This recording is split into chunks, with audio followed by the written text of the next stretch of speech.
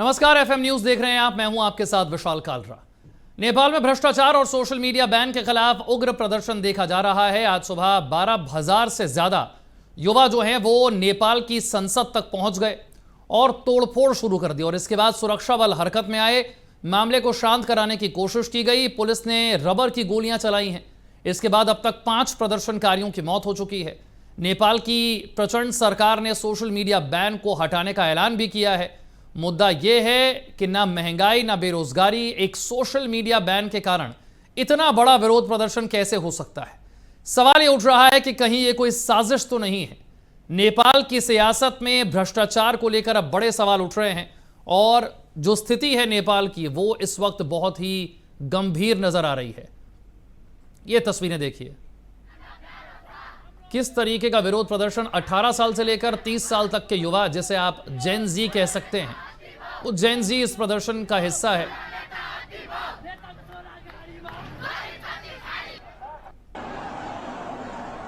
इतनी बड़ी संख्या में प्रदर्शनकारी सड़कों पर हैं। संसद में दाखिल होने की उनकी तरफ से कोशिश की गई है। ये देखिए, पुलिस की तरफ से आंसू गैस के गोले छोड़े जा रहे हैं। रक्षा विशेषज्ञ कर्नल टीपी त्यागी हमारे साथ जुड़ गए हैं। विदेश मामलों के जानकार राजेश भारती साहब हमारे साथ जुड़ गए हैं। टीपी त्यागी साहब, पहले श्रीलंका, फिर बांग्लादेश, म्यांमार और अब नेपाल, ऐसी स्थिति बनती हुई नजर आ रही है जैसे नेपाल में आने वाले दिनों में हालात बहुत बुरे होने वाले हैं। ये जो अभी की स्थिति है, कैसे समझें इसे?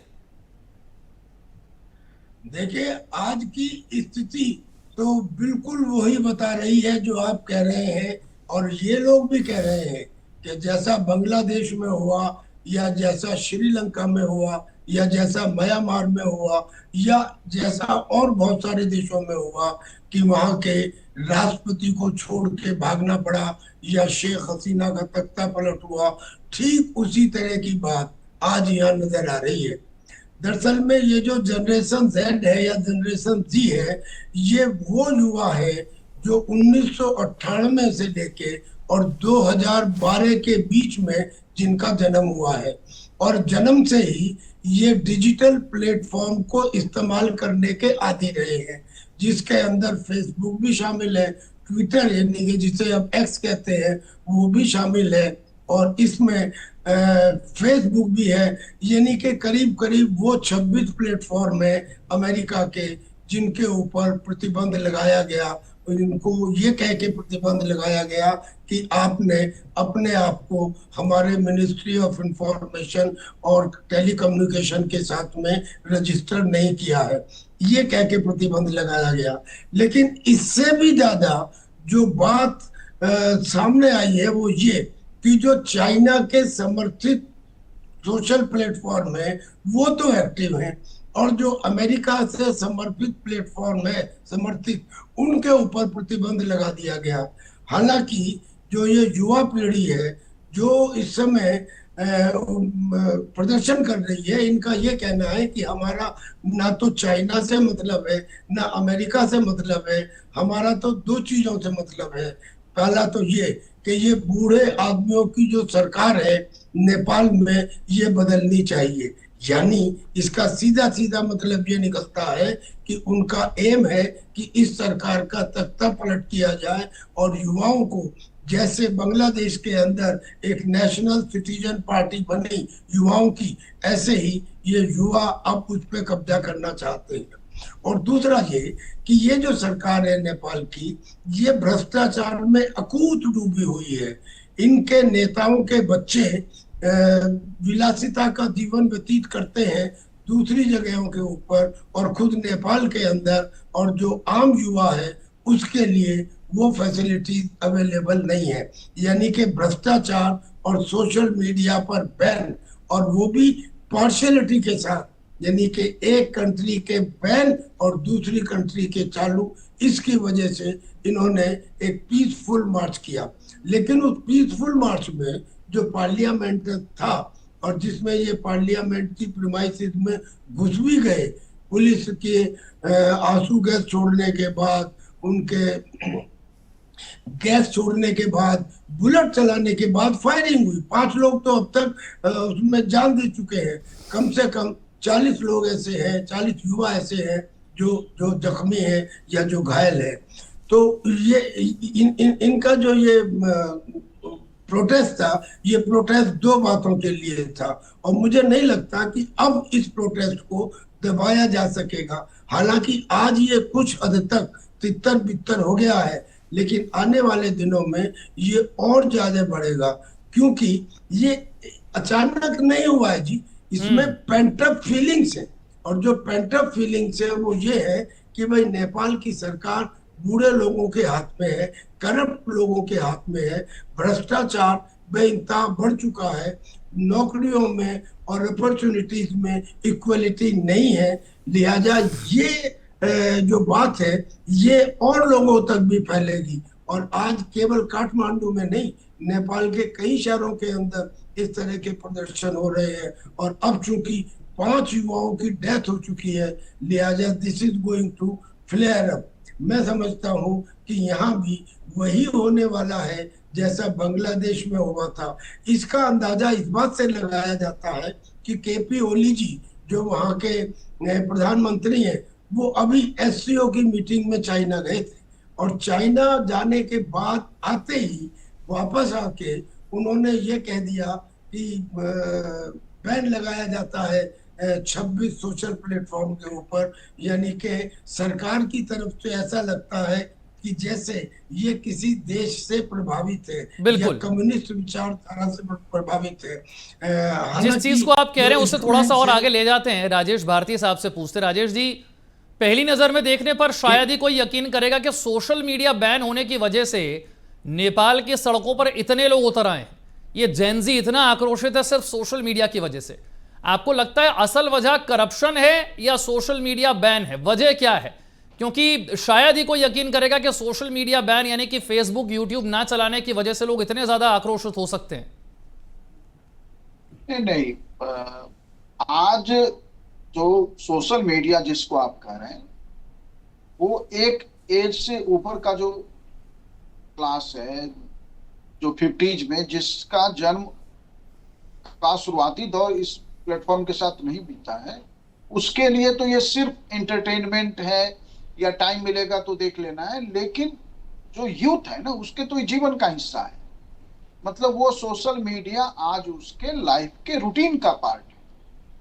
इसका मतलब है कि आप उसके जो बेसिक राइट हैं, जैसे बेसिक सिविक राइट होता है ना, बेसिक सिटीजन्स राइट होते हैं, आज सोशल मीडिया को आपको इसी रूप में देखना पड़ेगा कि वो बेसिक सिविक और सिटीजन राइट है, आप उसको कर्टेल कर रहे हैं। तो यूथ जो है का ये विरोध वाजिब है, क्योंकि वह उस फ्रीडम के साथ जी रहा है, या वो फ्रीडम का यहाँ सवाल नहीं, मतलब ये तो कहिए कि वो जीवन का हिस्सा हो गया है। अब कोई चीज यदि मेरे जीवन का हिस्सा है और फिर आप उसे रोकने की कोशिश करेंगे और प्रतिबंधित करेंगे, तो निश्चित रूप से विरोध करेंगे और युद्ध जो सामने आए। लेकिन सवाल दूसरा है कि ऐसा नेपाल की सरकार ने, मतलब अभी कोई ऐसा जानकारी नहीं है, कोई ऐसा अपडेट नहीं है नेपाल में, किसी तरह की कोई ऐसी हैपनिंग नहीं है नेशनल लेवल की जिसके कारण ये माना जाए कि ये किया गया। ये भी नहीं कि नेपाल एंटी अमेरिका हो गया। नेपाल आर्थिक रूप से एक ऐसा देश है कि जो भारत के साथ जिस तरह का उसका संबंध है, वैसे में और भी दुनिया देशों के साथ उसका संबंध है। तो मतलब नेपाल आर्थिक रूप से बहुत ही कमजोर गरीब देश है। वो एंटी अमेरिका स्टैंड ले लिया इसलिए ऐसा कर गया, ये भी एंगल मेरे समझ में नहीं आता। ये भी संभव नहीं है कि भारत की सरकार और अमेरिकन राष्ट्रपति के बीच जो तनाव है उसके कारण वो भारत के समर्थक होने के नाम पे ये किया। अभी जो है शंघाई मीटिंग में, शंघाई कोऑपरेशन ऑर्गेनाइजेशन के मीटिंग में नेपाल के प्रधानमंत्री चाइना गए, वहां से आए, उस इन्फ्लुएंस में आके कर दिया। ये भी मैंने, ये तो सब कयास मात्र हैं। तो कयासों के आधार पे कोई स्टेटमेंट मैं तो नहीं दे सकता जब तक कि कोई ऐसी जानकारी सामने नहीं आए जिस जानकारी को सही माना जा सके ठीक है, या जो ठीक है, जानकारी मानने लायक ठीक है नहीं, कर्नल टीपी त्यागी। तब तक ये- लेकिन आप ये कह रहे हैं कि ये बिल्कुल भ्रष्टाचार के खिलाफ हुआ ही प्रदर्शन इसे माना जाए, अभी कोई विदेशी साजिश ना माना जाए।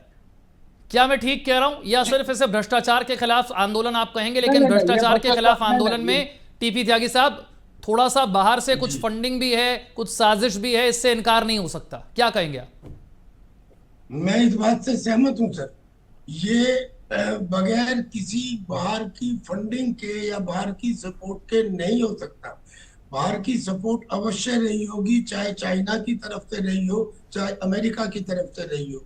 क्योंकि जब आप बयान देखते हैं उन युवाओं के, तो वो युवा ये कहते हैं कि हमको किसी देश से कोई मतलब नहीं है, हम तो पुरानी वाली पीढ़ियों की सोच में यकीन नहीं रखते, हम तो जनरेशन जी यानी कि हम वही 1998 से 2012 के बीच में पैदा हुए युवा हैं, और हमारा जीवन काल, हमारी चीजें उस सोशल मीडिया पे चलती हैं, हमारी दिनचर्या, हमारा आमदनी के रास्ते, हमारा काम उन्हीं के ऊपर चलता है।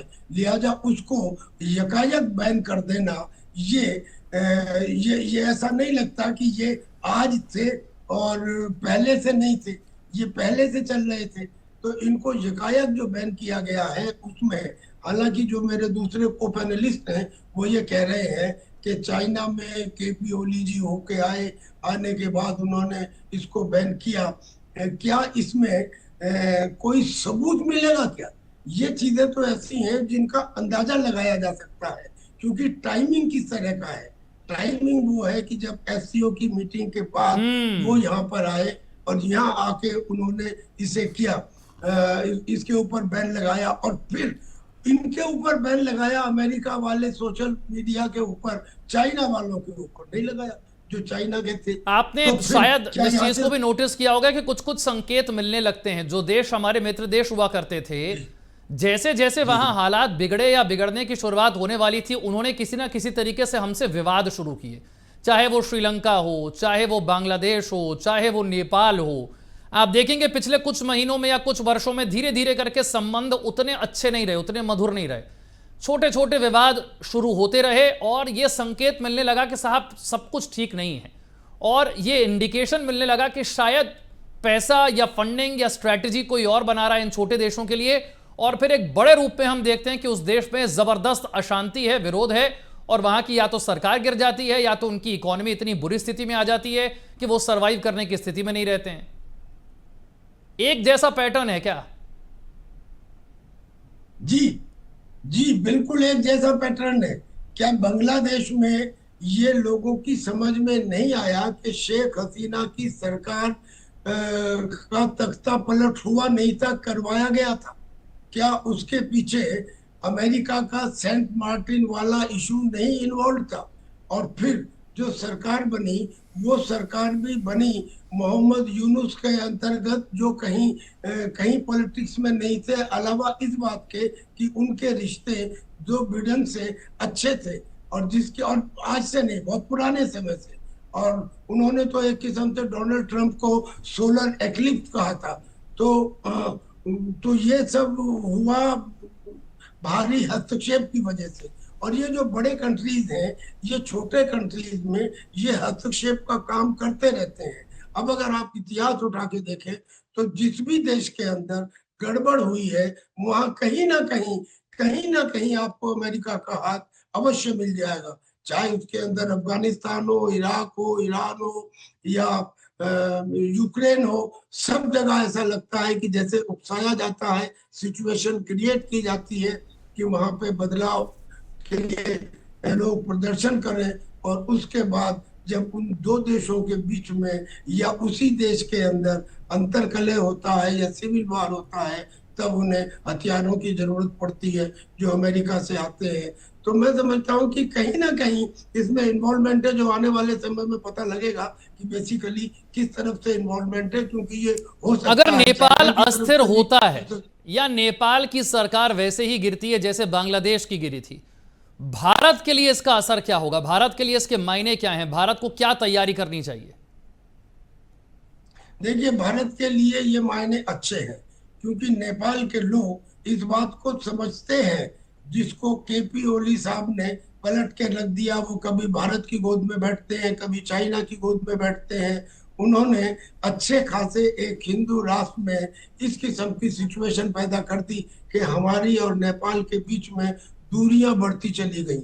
और अब अगर ये तख्ता पलट होता है तो ये भारत के लिए अच्छा है, क्योंकि आज दुनिया के अंदर बड़े बड़े देश तो होंगे, ताकतवर देश भी होंगे, लेकिन सम्मान की दृष्टि से, क्रेडिबिलिटी की दृष्टि से और वसुधैव कुटुंबकम की दृष्टि से जो जो जो कद बड़ा होता है वो भारत का बड़ा होता है।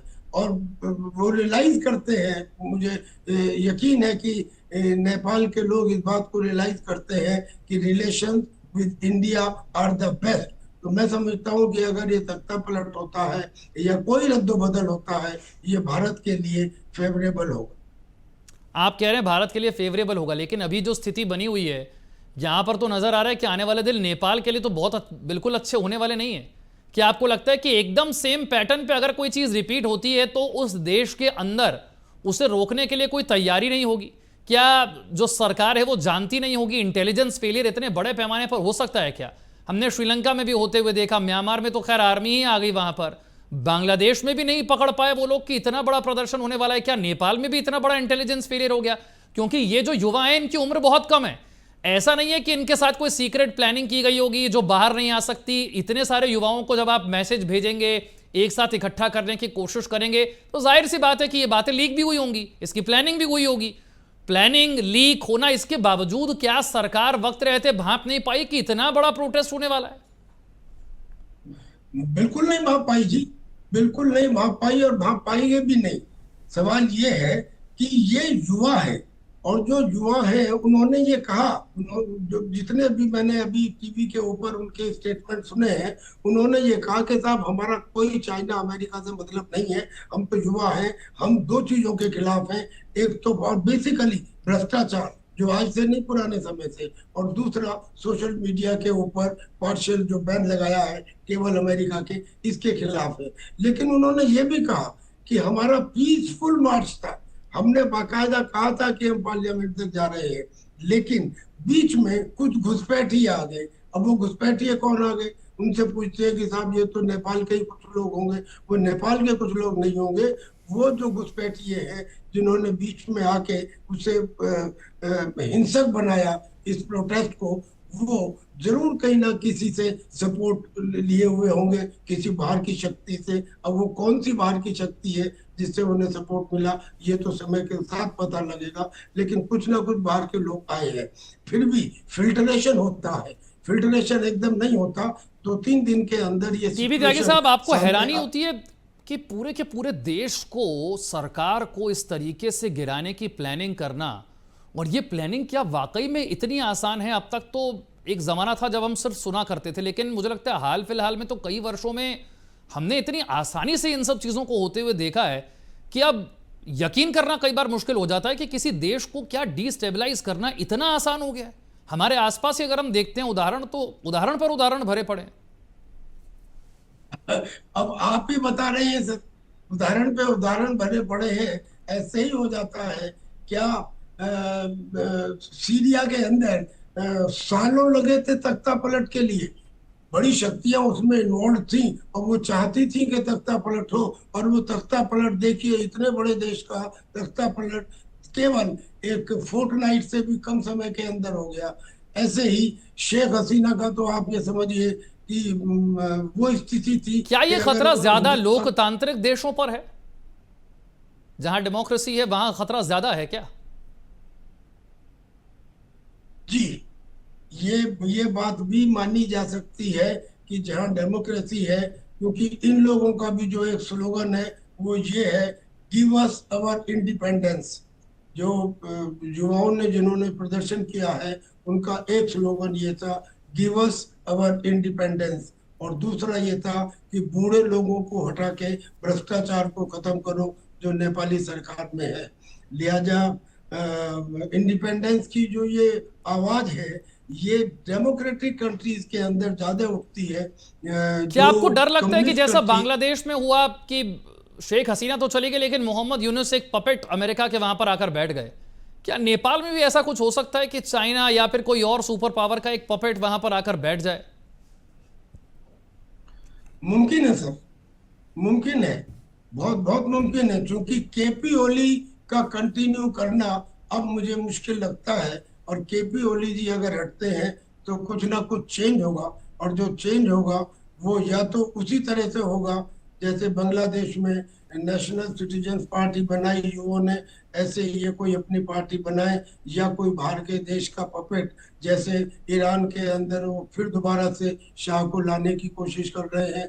आप किसी भी कंट्री में हाथ डालिए, यू विल रियलाइज कि जो सुपर पावर है उनका इन्वॉल्वमेंट उसमें रहता है। और अब सुपर पावर अकेला तो अमेरिका रह नहीं गया है, चाइना भी है और रशिया भी है। तो कहीं ना कहीं से इनका इन्वॉल्वमेंट यानी कि अमेरिका का या चाइना का हो सकता है, जो अभी तो हम क्लियरली नहीं कह सकते कि अभी किसका क्लियरली है, नहीं कह सकते, लेकिन सब हालात बहुत सकता है। खराब हैं और नेपाल की स्थिति को हमने शुरुआती तौर पर एनालाइज करने की कोशिश की है टीबी त्यागी साहब के साथ। बहुत बहुत शुक्रिया सर हमारे साथ जुड़ने के लिए और इस बातचीत के लिए। नेपाल के संकट पर नजर रहेगी, हर अपडेट लगातार आप तक पहुंचाते रहेंगे। छोटा सा ब्रेक।